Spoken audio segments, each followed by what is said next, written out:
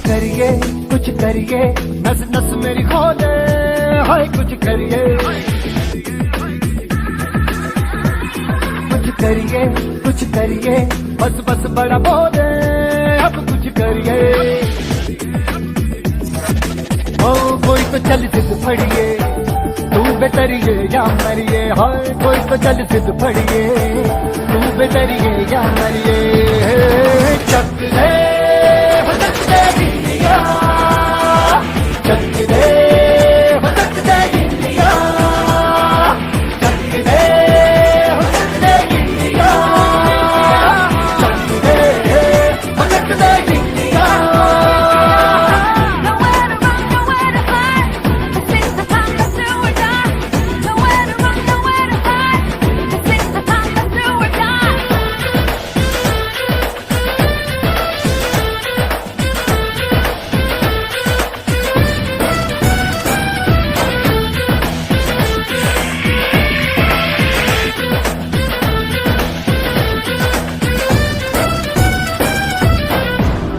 में गलियों में, राशन की फलियों में, बैलों में बीजों में, ईदों में बीजों में। दिल्ली राजधानी सोसाइटी में आना हुआ अपार्टमेंट में, क्या कुछ कहना है कार्यक्रम के बारे में?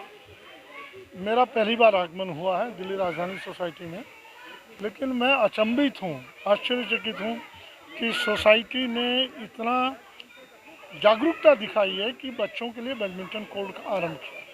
वास्तविकता में हम सबके लिए प्रेरणादायक है, मैं बहुत बहुत बधाई देता हूँ। दूसरा, कूड़े के लिए इतना जागरूक, प्रत्येक घर में उन्होंने डस्टबिन भेजा है, ये भी अपने आप में एक अद्भुत योजना है उनकी। और ये सोसाइटी के पदाधिकारियों को, डलवाल जी को, मोहता जी को मैं अपनी ओर से, दिल्ली विधानसभा की ओर से बहुत बहुत बधाई देता हूँ और आग्रह करता हूँ सभी ऐसी सोसाइटी से जो समाज सेवा में निरंतर जागरूक हैं, कुछ प्रेरणा लेकर आगे बढ़ें। मुझे बुलाया इसके लिए बहुत बहुत धन्यवाद। चैनल नाइस न्यूज़ और नमामि टीवी का बहुत बहुत धन्यवाद। दिल्ली राजधानी के लोग हमेशा जनहित में नए नए प्रयोग करते रहते हैं। अगर आप देखेंगे तो ग्रीनरी के मामले में नंबर 1 है। वाटर हार्वेस्टिंग हो गई, एमएलए लेड फंड की तरफ से यहाँ बच्चों के लिए प्ले स्टेशन और जिम की व्यवस्था की गई है।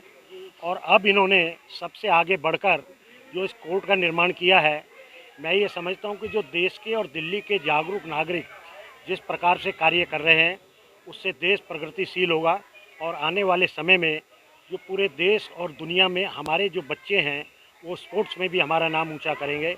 और जो स्वस्थ बच्चा है, स्वस्थ बच्चे के स्वस्थ शरीर में ही स्वस्थ दिमाग होता है, और जब स्वस्थ दिमाग होगा तो देशभक्ति का कहीं ना कहीं परिचायक ये हमारा राजधानी दिल्ली बनेगा। धन्यवाद। अपर्णा जी, क्या कुछ कहना है कार्यक्रम के बारे में? और आज खास तौर पर डस्टबिन भी वितरण किए गए हैं।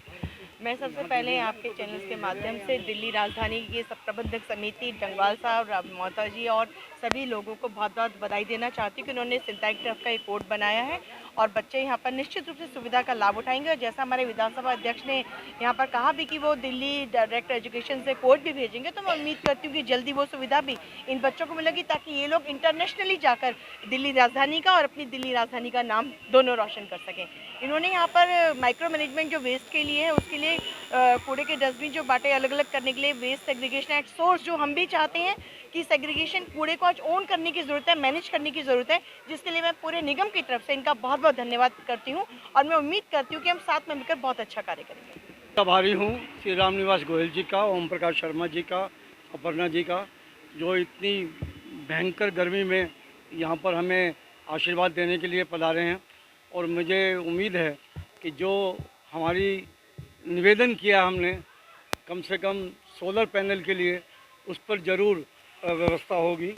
और मैं रामनिवास जी को, प्रमोद जी को निवेदन करूंगा, वो जो कल से हम एक कंप्यूटर क्लासेस शुरू कर रहे हैं, उसका एक पम्फलेट रामनिवास जी को भेंट करें।